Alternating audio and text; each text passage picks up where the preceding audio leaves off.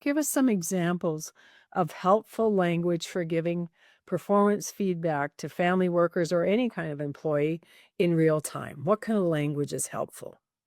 So I'm going to start with what's not helpful because Okay. that's the thing that is most important.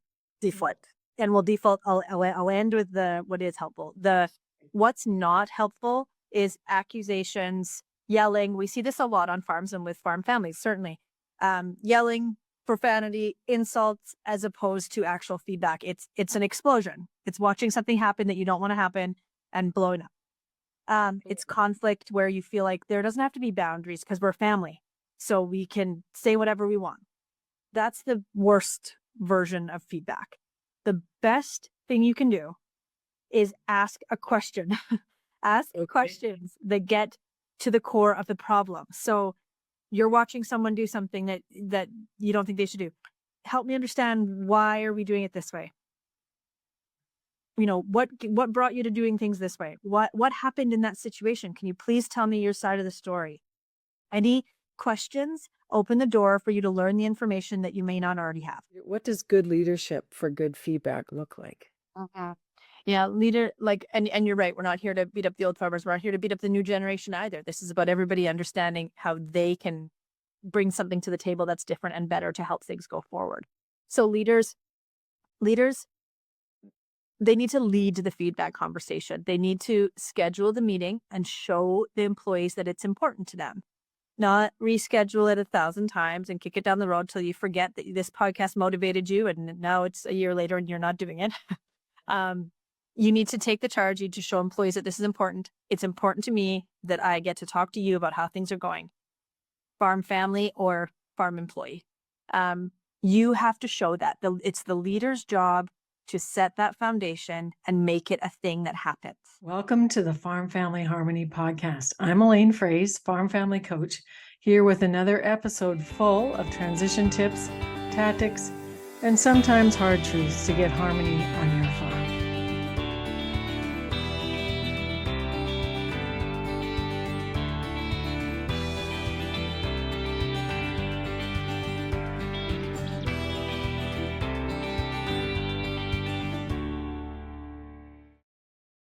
Hello, folks. Welcome to episode 57 of the Farm Family Harmony podcast. I'm your host, Elaine Fraze, Farm Family Coach.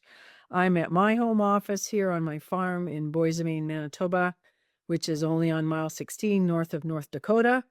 And my guest today doesn't live that far from me, and she is Lyndsay Seafoot. Welcome, Lindsay. Thank you. Hello.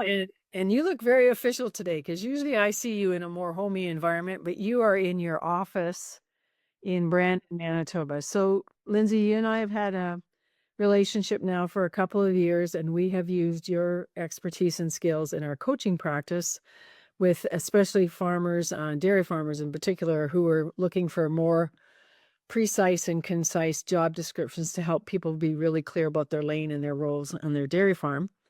You've also helped lots of other kinds of farmers. So I have invited you here today to talk about how to give family workers performance feedback, because we know many farm families are working with farmers who are also family members, and they can give their employees or non-related people feedback quite quickly, but it seems that some people don't get feedback. So tell us what you do as an HR person, a human resources specialist.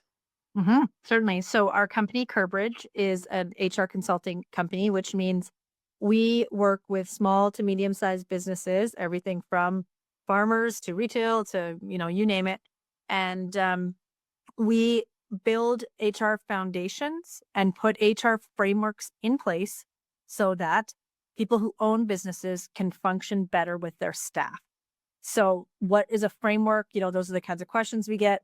It's job descriptions, so that when you try to tell someone they're not doing their job, you're certain that you've actually told them what their job is. It's the background stuff, the background Yeah. stuff that supports the business and makes sure the employees, they know and so that there's no surprises and secrets. Right. And I like what your website says. Your website is curbridge.ca, and it says, "We simplify HR and you see results." And I think, oh boy, I'm working on the communication and conflict resolution side of helping farm families, work through transition and training the next generation and transferring labor, management, and ownership of the farm business. And the reason I wanted to hone in with you on feedback for family members is I have done this a little bit as a coach, not a lot, but the one day I do remember was a very large farm with a son, a son-in-law, and the founder. And we spent 3 hours just going through the one piece of paper, which is Dick Whitman's performance feedback worksheet. And here are the questions, which I want listeners to hear because you and I are going to unpack this. First of all, what are the strengths that you're bringing to this farm business? Secondly, what are your weaknesses? Thirdly, how can management support you better to do a great job? Which I think is an awesome question because you're taking responsibility as the manager for giving guidance. And then the last question is, what does your learning plan look like for the next year?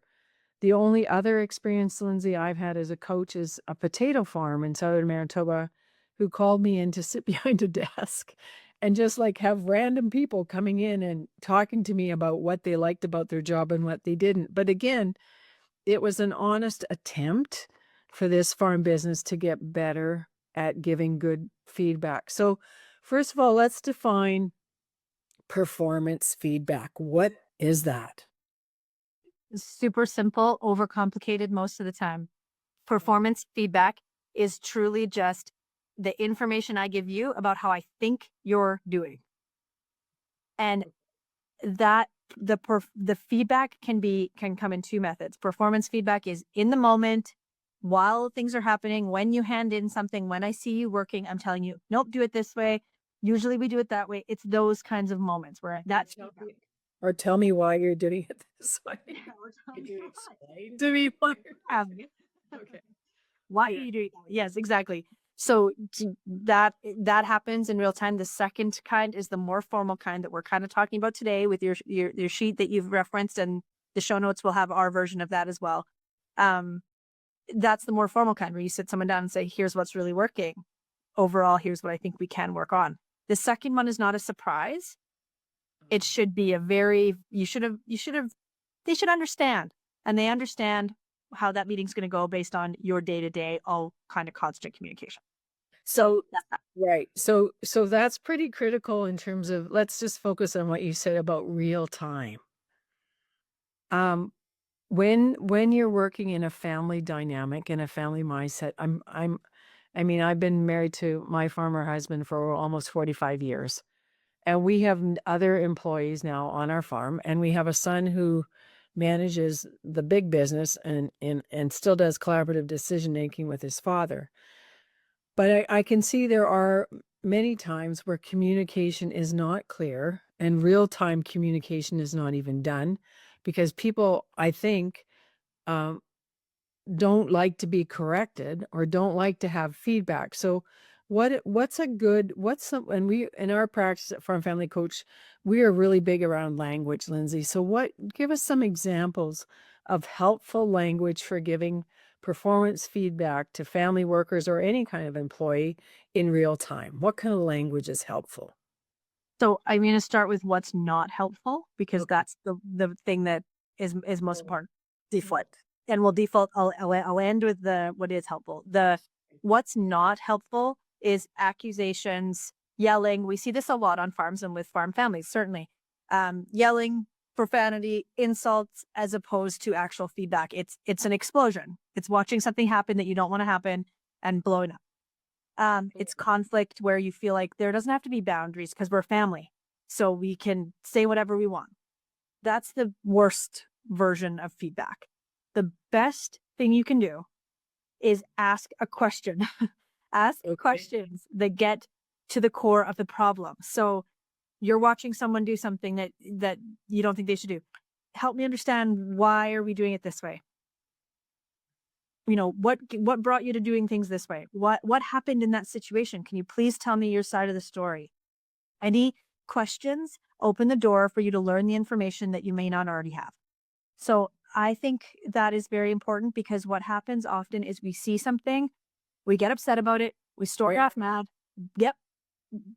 Big defense. We either say something really bad in the moment that destroys the relationship. Slowly over time, that certainly destroys a relationship. Or we walk away, we go home, and our spouse hears all about it all night long. Blah, blah, blah. Theirs is terrible. La, la, la. And what you need to do in that situation is say, hey, I'm watching you do something that I'm not totally understanding. Help me. Why are you doing it this way? And they go, oh, here's why. You go, either you say, oh, that actually makes sense. Or you say, nope, that's not how we do it here. And you correct them in the moment. Well, and I also think that why, explaining your intent or your why is also really helpful. Another thing that as coaches we would say is help me understand is what you've already said is helpful language. But another helpful phrase is I'm just curious. Do you realize what you're doing might have this outcome? Tell me your side of the story, which is what you said. So in positive conflict behavior that we teach, it's the ability to put yourself in the other person's shoes. So when you ask, tell me your side of the story, that's what you're doing, right? You're trying to get the other person's perspective. But as soon as you say, that's not the way we do it around here. Boom, all kinds of defenses and anger and all kinds of stuff, I think, starts to get triggered pretty quickly. So doing it in real time, obviously, there's a way you have to react in the moment to stop something bad from happening, that you see a wreck coming or whatever. And I'm thinking of, augers on combines almost hitting hydro poles, or handling livestock and the gates not shut properly or whatever it is. But that's kind of a real-time situation. But Lindsay, why are the farmers that you've worked with, and you've worked with a lot of farms, why are they not having the more sit down every quarter, once a year, end of harvest? When is the best time to give performance feedback to a farm family worker? So the first answer is in the moment. I know we've gone through that already. I just Right. don't want to glaze over that. The in the moment feedback, crucial. I like after harvest. I like a post harvest roundup conversation. How did it go? What went bad? What do we need to, What do if better next year? tweak for next year? Yeah. Yeah, exactly.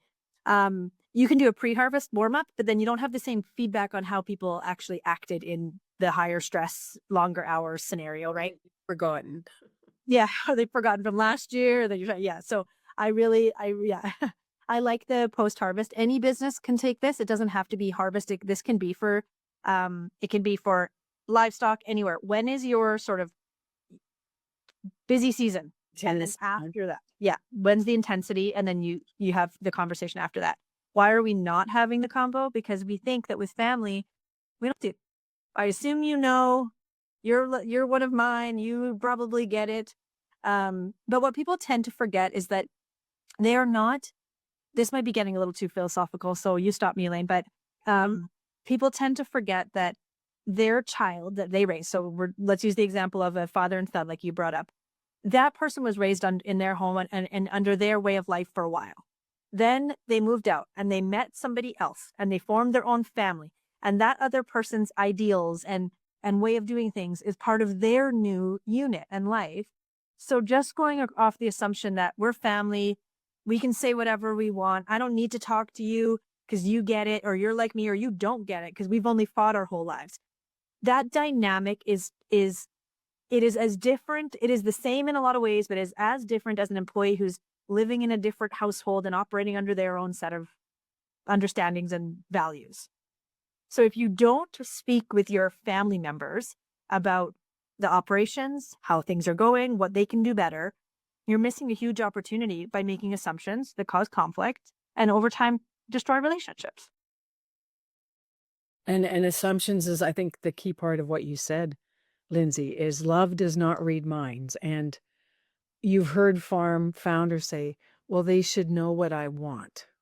Well, should is not helpful, right? Because you haven't spoken to your expectations in a clear way. And the other thing that you said at the beginning of this conversation was there are no written job descriptions.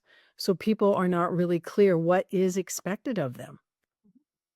So they Yeah. all do it the way they think that they should do it.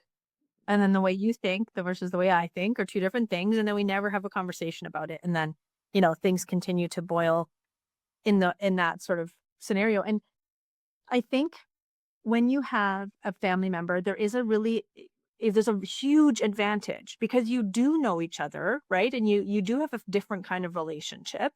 Um, so if you can create a positive relationship between the family members, then your opinion and thoughts and feedback is probably highly valuable to the other person because, right? If you have a good relationship. If there's respect, and I guess that's the other thing that you and I are assuming or putting as a foundation for the culture, is that that respect or the ability to receive feedback, whether it's difficult feedback or appreciation and, you know, affirmation of praise of a job well done. Hopefully that foundation is already there. But how do you encourage the next gen, Lindsay? I'm thinking of millennial farmers whose style of conversation and conflict resolution is much different than their parents or grandparents. And we do have 3 generation farms listening to this podcast. So you have all these different communication styles, but you and I also through HR and through your company and the skills that you have, we want to professionalize the farm, right? We want the farm to have better systems in place so that there aren't blowups and misunderstandings and that everybody knows that they're doing their job in the best way possible and what sort of adjustments need to be made for going forward. Mhm. So what would you say to the younger farmers listening to this who are really concerned that they are not being heard at all with their concerns or their observations around how things should be done differently? Mhm. Oh, it's such a good question. It's hard for me to talk about only one portion of HR because that just sort of seeps into others. But you're right to say what like the communication style is different. It's different for every single one of us generations before now. Yep. Here. Um, I think you had asked me how do you communicate with the different generations, younger generations. Right. So let's rewind this back a bit, Lindsay. You said that the next generation might have a whole different way of wanting to communicate how they need feedback. So in your experience, what's been the most helpful way for the younger generation, the successors of the younger farmers, to ask for feedback so that they can learn the things that they don't understand, and get financial transparency or understand how to operate machinery better or how to start learning how to make management decisions. So what is said or done in your performance feedback tool that helps everybody get to better understanding, I guess is my question. Yeah.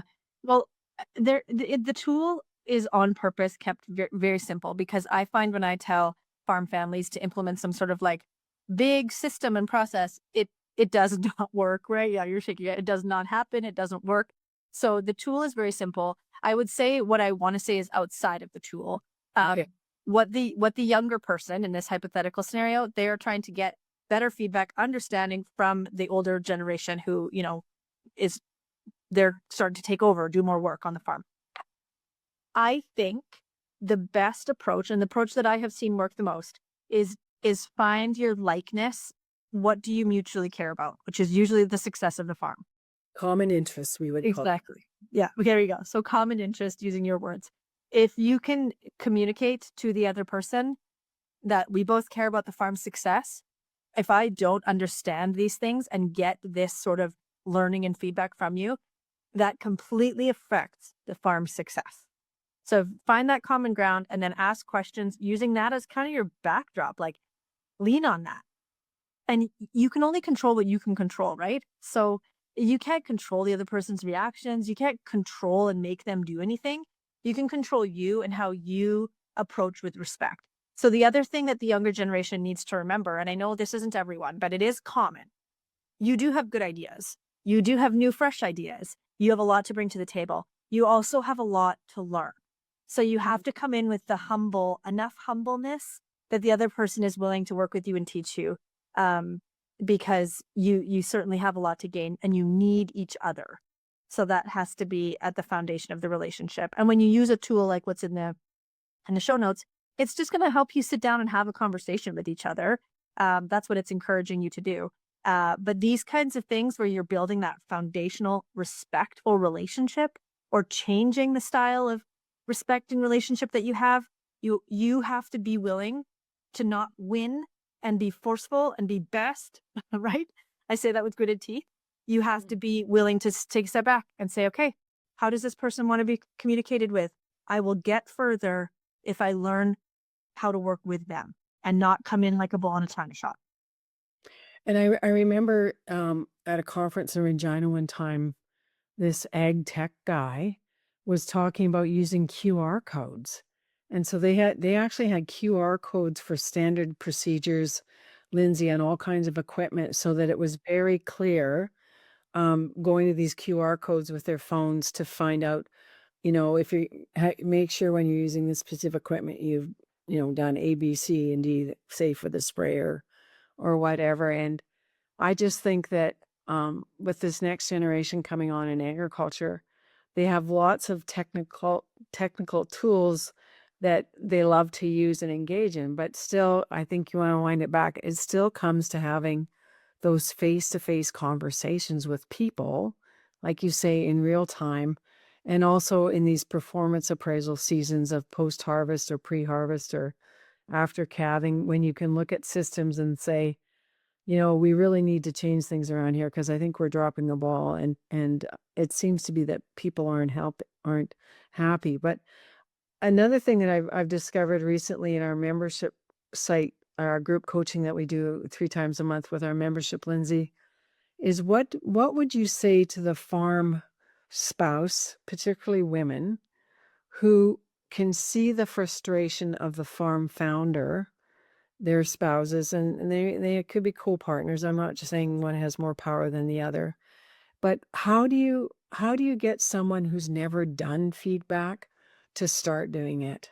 Mm-hmm. Mm-hmm. Uh, Similar sort of, and I've had this conversation and I have been the person trying to encourage the conversation. Um, Honestly, I often refer you, Elaine, to like, if we can't talk, then we need to think about the bigger picture here because we're not going to get far. If we can't even sit down and talk to each other. It's like talking to a wall, or there's silence as a form of violence, or there's stonewalling, or there's the other trend I'm seeing, Lindsay, which is not helpful, is just anger and grumpiness, right? Like they can't put their finger on what it is, but they know they're not happy with the way things are. Exactly.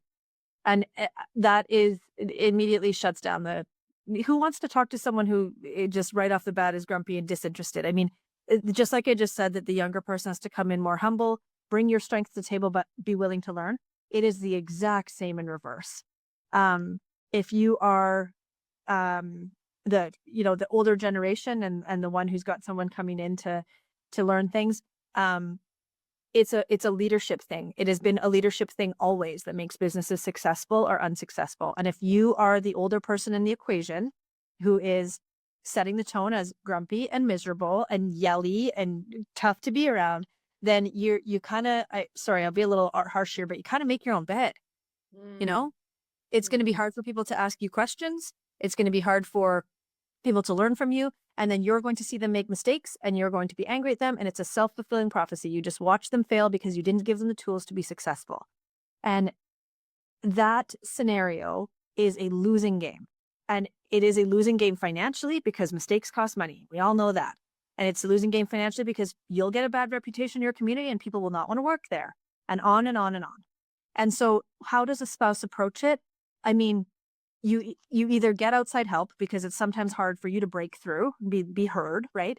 Or you can try using that common ground. Like, do you want this to be successful? Don't we want a flourishing farm, a thriving, successful farm, right? So I don't know. It really fringes outside of I went outside of performance review there. I think the Mm. real success and failure of a performance conversation is in that relationship prior to sitting down at the table. Well, I think you can circle back to what you said about common ground, is because when things start going off the rails or down rabbit trails and you're not focused on what you actually want, which is the feedback, you can say, whoa, what is it that we all want here? And families that come for coaching, they want harmony. They want to get along. They want a culture where there is good behavior. People are treated well, employees who are family or non-family. And they also want to have good decision making. And part of what you do, the other thing I was curious about your website, Lindsay, at curbridge.ca, is you also have a blog and you talk about what the current trends are in HR. And I think you and I will both agree that one of the ongoing trends that's always talked about in agriculture is we have a labor problem. And I would argue it's not so much a labor problem, is that we have a human resource problem because in the studies and the research, I don't know what the 2025 number is, but the last one I saw was less than 8% of farms all across Canada even have written agreements in terms of human resources. So there are no job descriptions. There are no regular sit downs for performance feedback or reviews. And so if you're the kind of farm that starts becoming more professional and more attuned to what the success looks like from doing those things, you're a bit of a rarity. You're less than 10% of the farming population. But Lindsay, talk about what it costs to not have good feedback. Like, what does it cost to have people get really angry that no matter what they do, their ideas are not heard, they don't get the training they need, and they are gone? Like, that's a retention issue. What is Retention. yeah. Go ahead. Where's retention? Sorry. You go ahead and explain. I'm just like a little kid waiting here because I have so much to say on this topic. The we have a whole speaking presentation that I do called HR on the Farm, and it is exactly that conversation. We farms are competing with their surrounding businesses. Exactly. And why should they come and work for you when they can go over there and it's systematic and I got my contract and I feel safe and they told me I'm getting a raise at 6 months and we're going to talk about it at this time and that feels safe and productive and I feel good. Then they come and work for your farm and it's a handshake and off you go and I'm forgotten about. And then, my family's going, well, what's happening with that? Are you getting that raise? And then your spouse starts pushing you to ask. And that's an awkward conversation and it gets stressful. You get yelled at and on and on. If you don't have these scheduled pivotal points in time when you sit down and touch base with people, you don't learn what's going wrong, what they need from you, and what you need to do to be better for them, to support them. That doesn't mean change you. That just means be better to support them. What do they need? There are people who quit because they were just too scared to ask for a raise. Because you told them in the handshake meeting that you were going to get a raise next year and you forgot. Of course you forgot. Who remembers that? And then they never tell you anything. They just quietly go off and find another opportunity. And it's Setting. Yeah. Go ahead. Sorry. quiet quitting, right? Yeah. It's all it's the same in every industry. I know we can be specifically saying farm here. Every industry has a shortage of labor. Every industry is struggling to find their A players. And their A players make a difference to their business. They make a huge difference. If you're out there listening to this and you've hired an A player, you know that stress relief feeling when you think about that person, how much they brought to you. To make it easier for you to do what you need to do. Exactly. And so you get them in. That is the easiest part. I know that people are gonna be like, "What are you talking about?" I get it. The easiest part is getting them in. The harder part is keeping them happy and keeping them engaged and interested. And just throwing money at them means that your labor line will go up and your productivity will go down because it doesn't matter. It matters how good of a leader you are. It matters if they like working with you. And if you have that spool of HR things, the only ones I care about for anyone right now who has zero and feels overwhelmed is an employment contract. And at least once a year, you sit down and have a conversation. Those are the two things I care most about. Whether or not their needs are being met as an employee, and if the compensation is fair, and what are the vision going forward for having a raise, and how much will that be, and will I get that, and is there going to be a bonus at Christmas or an incentive? Yes. So I think you and I both heard Brene Brown say, being clear is kind. And so we're not here to beat up older farmers or tell people they're doing a bad job. That's not our intention, Lindsay. Your intention as an HR professional and my intention of as a coach is to give our listeners practical tools to make their life on the farm more profitable through their businesses. But also, you've mentioned the word leadership quite a few times. Mhm. So what does the older founder employer generation need to do to be a better leader in terms of giving feedback? You mentioned only you can change you. You've also mentioned it doesn't have to be super complicated. So talk a little bit more about your performance tool that we're offering in the show notes. And I put some of my performance tools in there too. Jim Solden, who was a very well-known farm consultant in BC, has given me permission to use his one pager, and it's mostly about how people operate equipment and whether they check things. And they don't have to be super detailed, but they need to be visited for your own personal situation. So what does good leadership for good feedback look like? Mhm. Yeah, leader like and you're right, we're not here to beat up the old farmers, we're not here to beat up the new generation either. This is about everybody understanding how they can bring something to the table that's different and better to help things go forward. So leaders, they need to lead the feedback conversation. They need to schedule the meeting and show the employees that it's important to them. Not reschedule it 1,000 times and kick it down the road till you forget that this podcast motivated you and now it's a year later and you're not doing it. Um, you need to take the charge. You need to show employees that this is important. It's important to me that I get to talk to you about how things are going, farm family or farm employee. Um, you have to show that. It's the leader's job to set that foundation and make it a thing that happens. So putting a specific priorized date on the calendar and let people prepare for it and also make it happen. Make it happen. There's nothing more disruptive than when we say, okay, we're going to do this. And then we don't. It's So, procrastination. It's yeah, it's procrastination. And it shows people that you didn't actually care that much about doing it because it's not a priority for you to see it through. So the leader has a really, really good opportunity here to do something that not a lot of farms are doing. And if the farm down the road is also hiring, but you're um, talking about good leadership and putting in place these kinds of practices, your retention chances go up immensely. Well, and it's also the way your culture of your farm works too, because you actually walk the talk. You say you're going to have a performance feedback meeting next Friday at 1 o'clock after lunch. Next Friday at 1 o'clock after lunch, it actually happens.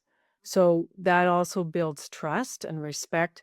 And I think especially Lindsay, there are young farmers who are shocked when I say, "Why are you still there?"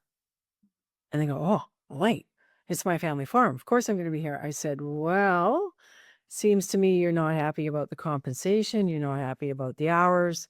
You think you're working twice as hard as everybody else and yet not getting any kind of equity. And you've been back from college for 11 years and you were promised that there would be agreement 3 years in and now 8 more years are going by." So I just want to challenge them, about how they are accepting bad behavior from other family members because they think that this is the only way they have. And I'm not asking families to kick their sons and daughters off the farm. That's not what I'm saying. But I want to flip it around and say, you're not getting what you need, and your family is growing. You have an $84,000 bill now for family living, and you're still getting paid $40,000 a year. So we've got some very serious things to talk about, and you're not talking about it. And again, Lindsay, I really think what you mentioned earlier about procrastination and kicking it down the road by not honoring those timelines is really hurting agriculture in a lot of different ways. So the other thing is that you've mentioned not making assumptions. You've mentioned everybody willing to learn, coming to common ground. It's helpful to have deadlines and targets. How powerful is the question to flip it around now for the younger farmer to say to the founder, "What do you need?" Mhm. And Oh, be yeah. and be open.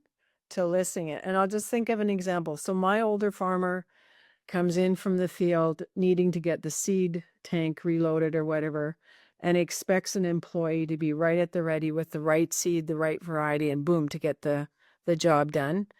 When he's met with a response, well, that's not my job. Yikes. Okay. I don't have trouble coming up with real examples because I'm living it just like my listeners are. And again, in our world as the older farmers, it's all for one and one for all. Like when it's seeding, when it's harvest, everybody should be like a good team of horses and pulling in the same direction, right? So how do you respond to, well, that's not my job? Yeah. Okay. This is a great question. I- It's a problem everywhere. Um, it's not my job. I do a lot of things where I speak to younger people in classrooms and stuff because of yes, because of these kinds of things. Ah, I would just what I would say to that to the advice to the founder who's hearing that and probably is at a 10 in a heartbeat, like you know, that's a frustrating thing to hear. Um, I think my response in that moment is what you just said. It's harvest. It is everyone's job. Everything is everyone's job. We are not a culture of that's not my job. We're not a culture that does that. So it's everyone's job. And then what I would say, if there's someone listening to that who is in that position and they're not the founder, but maybe they're the, again, younger generation or whatever, the reminder there is that if someone is paying you to be there and do something and they've given you a chance, it is your job. You are making your reputation and writing your proverbial resume every single day in the encounters and interactions you have. What will your current boss say about you? And this can be family or not. Whoever is the leader, what would they say about you today if someone asked them, should I hire them? Should I give them another opportunity? Should I let them on a board? Should I whatever? There's opportunities surrounding us. And I want you everyone, but the it's not my job person to really think about what reputation am I making for myself? Mhm. It's you get to control you. And that is not an acceptable response, in my opinion. Well, and again, it speaks to the value and like you said, the culture of the farm. So you said, I want this a teach. Oh, I see a T-shirt in someone's future. Some wonderful T-shirt company that does farm T-shirts is going to say, get a T-shirt that says, "We are not a culture of. It's not my job." And Mhm. I know a lot of successful business people who are willing to go in and clean the bins and do the grunt work and work alongside and train.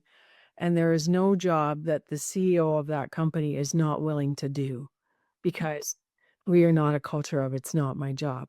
And I think that's probably one of the most powerful things that you've said, Lindsay, in this conversation today, because I think that's also where these needs are not aligned or the expectations are not aligned and you get this huge disconnect. And when you have disconnect, boom, then you have conflict because two people are not wanting the same thing or they're not wanting the same culture. And I know a lot of farmers listening to this, their perfect farm employee, family or non-family, is the one who shows up at work five or 10 minutes before the stated start time, is self-directed, sees jobs around that need to be done, will pick up the grain shovel and take it back to the right place without tripping it over, and is always looking for ways to make the entire organization better, regardless of what their job description is.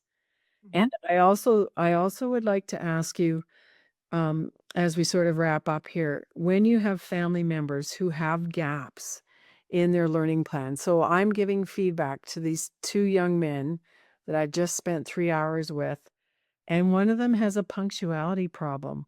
He never shows up on time, and he's the boss's son. Difficult feedback. Who provides the accountability, Lindsay, for that to shift, for that bad habit to stop now? The boss needs to hold that son accountable to the time. You don't get special treatment. Yeah. No, you don't. And if they want to create a culture of we all hate the boss's son and I wish I could do whatever I want, then keep letting the sun show up whenever they want. So Uh, yeah. And the way there's no respect for that person. And if you want that person to take over the farm, they don't have respect with the employee group that's there right now. So again, with the harshness, it does sound a little harsh in the way I word that, but I think it's important to cut through and just say what's true is that you don't build respect that way. And if that person isn't held to the same standards, then and they're also not a leader because you're going to pass off the farm to someone who doesn't have strong leadership habits, and that will carry on. If they get away with when you say nothing, you say yes. So, I Yeah, that's it's and not a yeah, and another way of saying it that we have said before is you get the behavior that you accept. that you tolerate. Yes, we say it exactly. Right. And also it's kind of like what you said too about profanity. Profanity is not feedback. It's not helpful feedback. And I remember this young 23-year-old Saskatchewan farmer who told me he was getting a dump of profanity every morning at 8:30 at the corner of the shop door. And I looked at him again and I said, Charlie, why are you still there? He says, well, what do you mean, Elaine? I said, Charlie, that's not healthy and that's not normal. No. And we also joke about the word normal too being only a setting on your dishwasher because every farm family has unique cultures and complexities, Lindsay, which I think is really valuable in the work that you and your team do. And the fact that you live rurally in Wawanesa, Manitoba, your office is in Brandon, and you can work with farm families by Zoom as well. So I would just like to thank you for your time and insights today. And of all the things that we've talked about, I would think the key messages are find common ground, put it on the calendar, know that you're going to give feedback to family workers either in real time as things are happening, but you also need to put things on the calendar to have those annual or semi-annual performance reviews when you're talking about compensation and job descriptions and expectations and all those good things. So what would you like listeners to remember from our conversation today?